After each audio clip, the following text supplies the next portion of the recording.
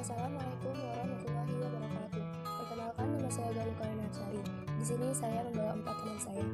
Ada Bella Ambarwati, Lia Putri Maharani, Nur Aini, dan Yazril Wibi. Kami dari kelompok 6 kelas 9I. Di sini kami akan menjelaskan tentang Komisi Yudisial. Komisi Yudisial berlokasi di Jakarta. Jenis perkara pelanggaran kode etik hukum.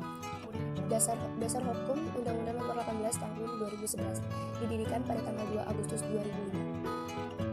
Di sini saya akan menjelaskan tentang definisi Komisi Yudisial.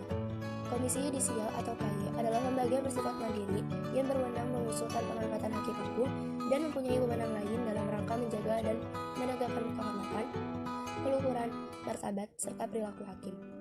Fungsi Komisi Yudisial antara lain menjadi perantara atau mediator atau penghubung antara kekuasaan pemerintahan atau disebut executive power dan kekuasaan kehakiman atau judicial power. Wewenang Komisi Yudisial. Yang pertama, ada mengusulkan pengangkatan hakim agung dan hakim ad hoc di Mahkamah Agung kepada DPR untuk mendapatkan persetujuan.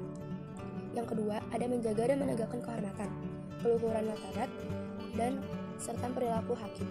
Yang ketiga, ada menetapkan kode etik atau pedoman perilaku hakim atau KEPPH bersama-sama dengan Mahkamah Agung. Yang keempat, menjaga dan menegakkan pelaksanaan kode etik dan pedoman perilaku hakim atau KEPPH. Tugas-tugas Komisi Yudisial. Yang pertama, ada melakukan pendaftaran calon hakim agung.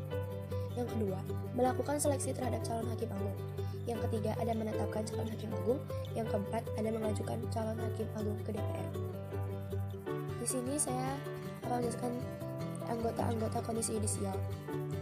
Yang pertama, ada Biro Rekrutmen, Advokasi, dan Peningkatan Kapasitas Hakim.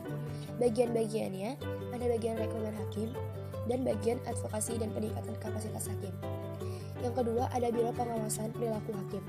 Bagian-bagiannya ada bagian pengolahan laporan masyarakat, bagian persidangan dan pemeriksaan, dan bagian pemantauan perilaku hakim.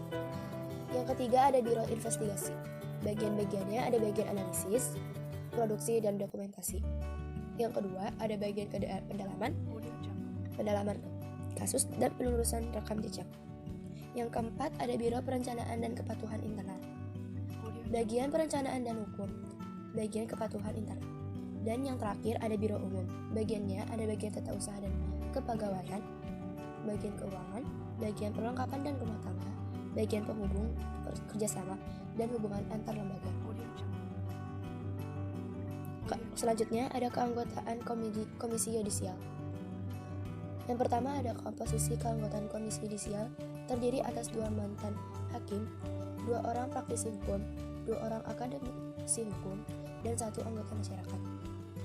Yang kedua, ada anggota Komisi Yudisial adalah pejabat negara terdiri dari 7 orang termasuk ketua dan wakil ketua yang merangkap anggota. Dan yang terakhir, ada anggota Komisi Yudisial memegang jabatan selama masa 5 tahun dan sesudahnya dapat dipilih kembali untuk 1 kali masa jabatan. Adapun syarat-syarat menjadi anggota Komisi Yudisial yaitu sebagai warga negara Indonesia. Yang kedua, bertakwa kepada Tuhan Yang Maha Esa. Yang ketiga, harus setia pada Pancasila, Negara Kesatuan Republik Indonesia, dan Undang-Undang Dasar Negara Republik Indonesia tahun 1945. Yang keempat, ada berusia paling rendah 45 tahun dan paling tinggi 68 tahun pada saat proses pemilihan. Yang kelima, ada berijazah sarjana hukum atau sarjana lain yang relawan atau mempunyai pengalaman di bidang hukum paling singkat 15 tahun.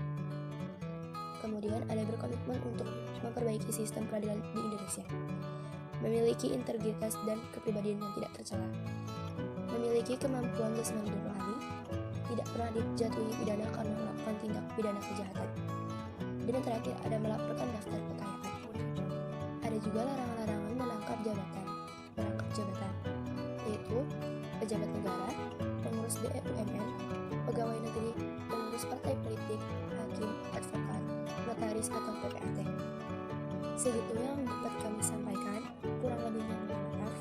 Maaf bila ada salah pengucapan. Saya akhiri, wabillahi taufiq wal hidayah. Wassalamualaikum warahmatullahi wabarakatuh.